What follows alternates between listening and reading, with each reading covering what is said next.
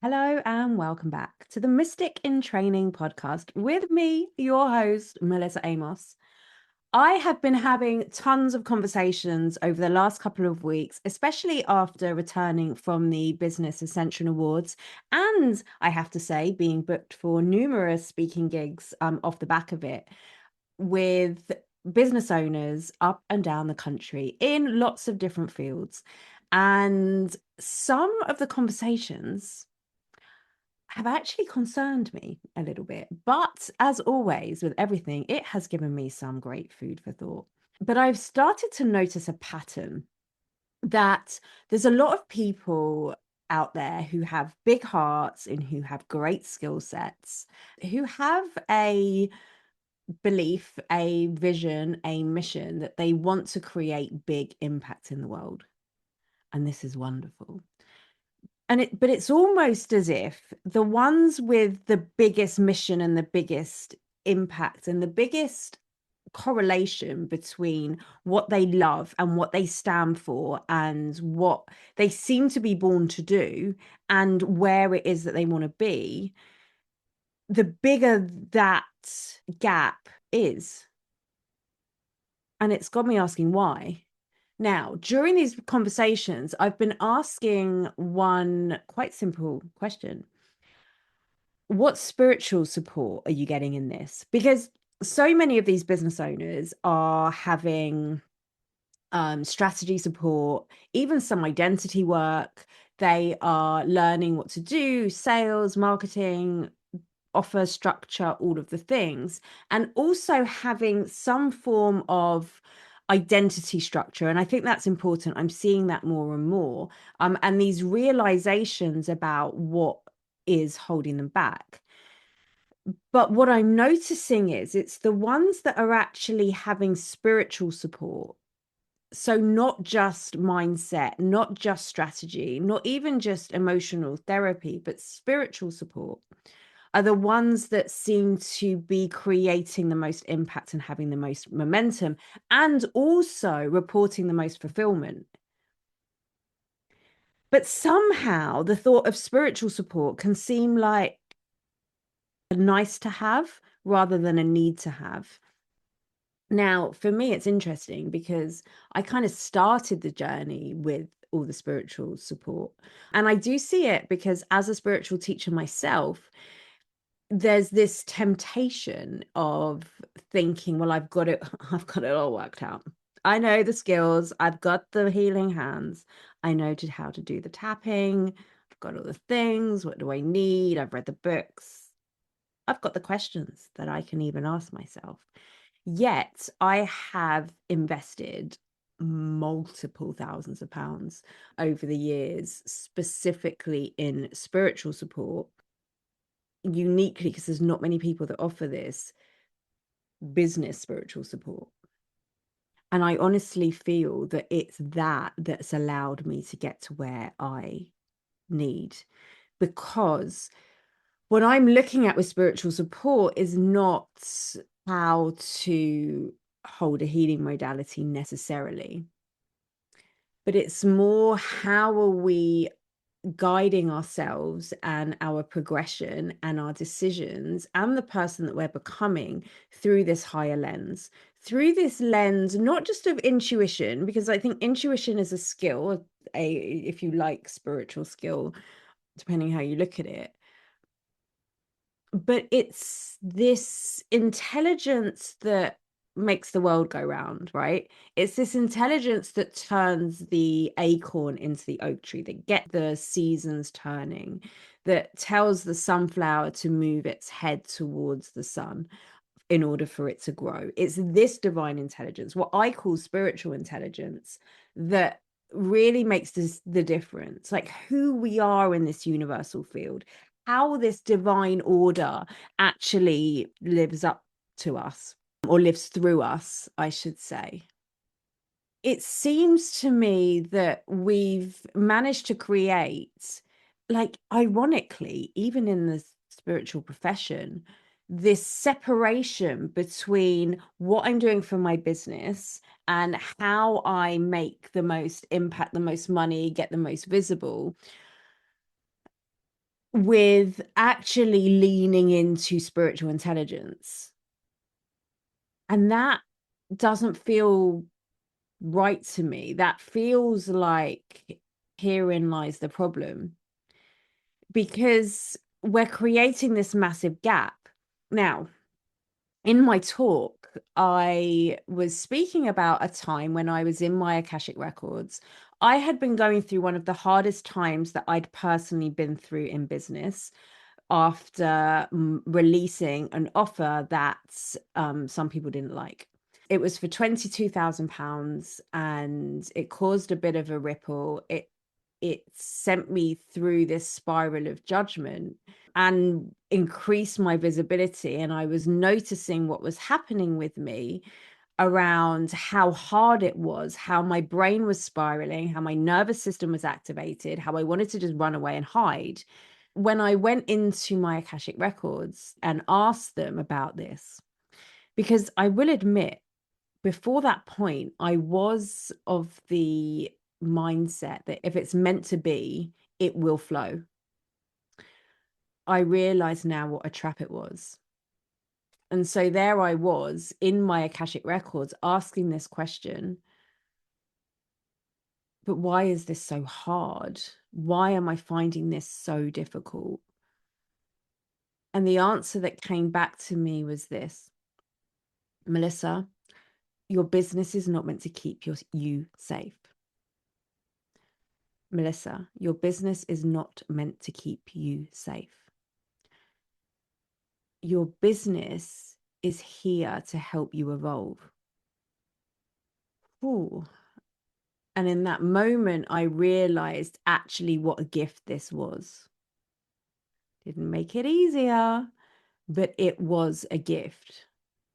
And it gave me this new lens in which I'm leading myself.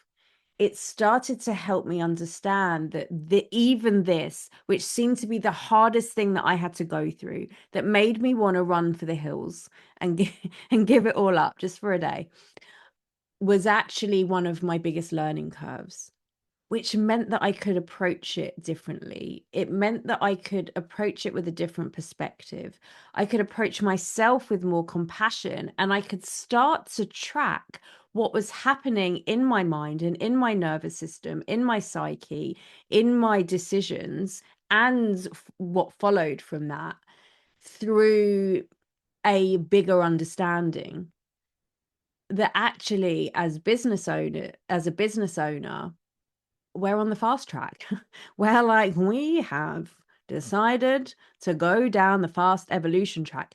And you've probably heard me say this before, that evolution is our sole purpose. That's why we are here, to evolve and to grow. And if we have this business that is part of who we are, that's our vocation, that is our interest and our way of seeing the world and our mission and our passion and all of the things that comes up when we are living consciously and we're wanting to get our gifts out into the world, this is tenfold. And so, of course, what needs to underpin that is not just strategy. And I love strategy. It fascinates me. But in the world that we are moving into, and the amount of information that's coming through, and the amount of people that are doing work, the only thing really that differentiates you from anybody else is your unique perspective, who you are, and the capacity in which you are able to hold it all. And that doesn't come through separating everything out. That comes through bringing everything together. That comes through the true definition of power, which is coherence. And not just coherence, as I said a while ago, in how our soul and our mind and our body and our expression and our actions all come into life, because they need to come into line in order for us to be fueled by this greater purpose, this greater energy. So we're not burning out, we're not giving from an empty well, we're not coming just from our triggers, we're coming from source, we're coming from power, we're coming from mission. Also, coherence between who we are, our life, the way that we see the world, the way that we move through our integrity and our values and our beliefs and our lifestyle and our desires and all of these things, our spirituality, the way we hold ourselves, the way we show up when nobody's watching, how that all aligns with our business. Because if we don't, then we're coming back into this rocky foundation. We're fragmented. And when we're in fragment, we are not drawing from the infinite well, so to speak. We then go into drawing either from our brain, which is great sometimes, or from outsourcing. Well, what do you think I should do? What's going to be? And we're not meant to be doing this alone. We're not meant to be just like so independent that we don't need anything. We need help and we need support. But where are we outsourcing all of that? And where are we working with people who can literally lift us into our full potential so that our whole lifestyle, our whole mission, our bigger picture, and our challenges and our restrictions and our hidden agreements and our overlays and our implicit beliefs and all of the things that have been stopping us, because if our business is here to evolve us, then guess what? All of that is going to come up for review. You can have the best strategy in the world that's going to get you on the biggest stage, but if you do not hold the hidden agreement that's going to allow you to stand on that stage and absolutely rock it, you're probably not going to get there. If you don't hold the capacity to be able to have the conversations, to let people say no to you, to put yourself out there, to stand in your belief, then it doesn't matter how great your PR pitch is. There's going to be a point where you sabotage yourself. And it won't look like sabotage. It will look like bad luck, or it will look like circumstance, or it will look like procrastination, or it will look like I was busy with something else. But if we're really truthful with ourselves, there's something else going on. And if our business is here to evolve us, which the more I sit with this idea, the more I see it in action, then all of those things are part of the path. That actually the bits that we find the hardest are the things that we're meant to be working and turning towards rather than moving against. And you can't do that just with one fragment of the picture. When we begin to bring it all together, when we see the higher purpose, when we fuel by the higher wisdom that's available to us at all times, and then we seek to line up all of the parts that sit in between it, then real magic happens. Then we find ourselves on the stage. Then we find ourselves being asked to come back. Then we find people coming up to us and going, oh my God, I can't get enough. Tell me more about how I work with you. Because they feel it and they feel the truth. Because this thing that has been activated and is so within you has activated them, and they might not be able to understand it, but there's a pull and there's a draw.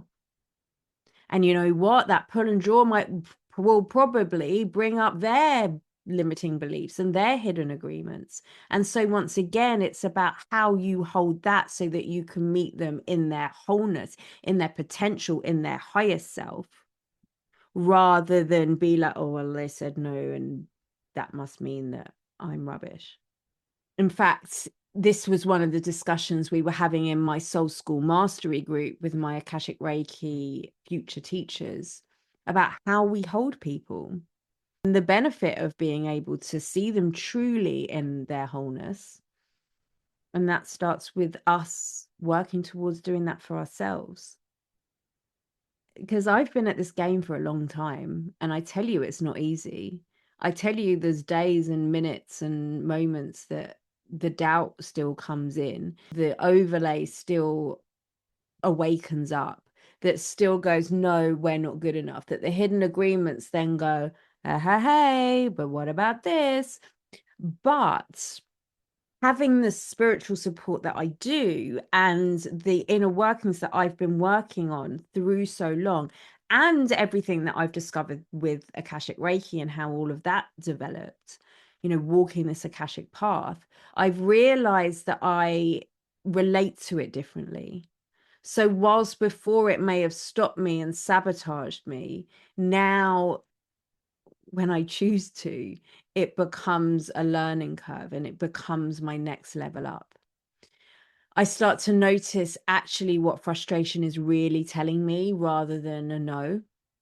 I allow myself to be open to more and more conversations that beforehand, if I'm honest, I thought I wanted, but I would have avoided. You can imagine getting yourself into like some incredible room with some of your most respected mentors or authors or teachers or stars, and then going in there and being like, I got in the room, but I don't belong here. How you would show up differently to, "Oh, I got in the room and this is the conversation that's meant to be happening, not just for me, but for us, and not just for us, but for all."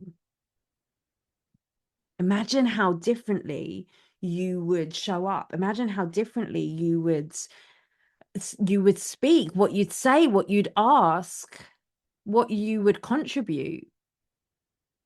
Knowing that everything is here to grow you, knowing that you are here to help grow other people, and it takes you in coherence and you showing up and you knowing that you are part of this divine intelligence and that it is constantly guiding you and it's constantly moving you forward. It makes all the difference. And so if you're in business or you want to be in business, don't just look at the surface. And don't just look at the mindset, because I've seen people find their implicit beliefs and then go, oh, look, that's what I don't do. And then they still carry on doing it again and again. And it's because we're missing this really essential piece. Spiritual support is not a nice to have. Spiritual support is the underpinning for everything. I've seen it with myself, I've seen it with my clients, and I've seen it these last 2 weeks with the other business owners that I've been speaking with. That correlation. Those that have the spiritual support, the higher wisdom, the access to this bigger knowing, they are differentiated. And it's available to all of us. This is what I'm so passionate about right now. These are the conversations we're having in Soul Space, my membership, and the conversations that I'm having on the wider stages in the wider world right now. I'd love to know what you think. I'd love to know, when you have had spiritual support, how it has helped your life, your business, your relationships, just the way that you are, your body. Let's open this conversation. It's an important one. And I will see you next time.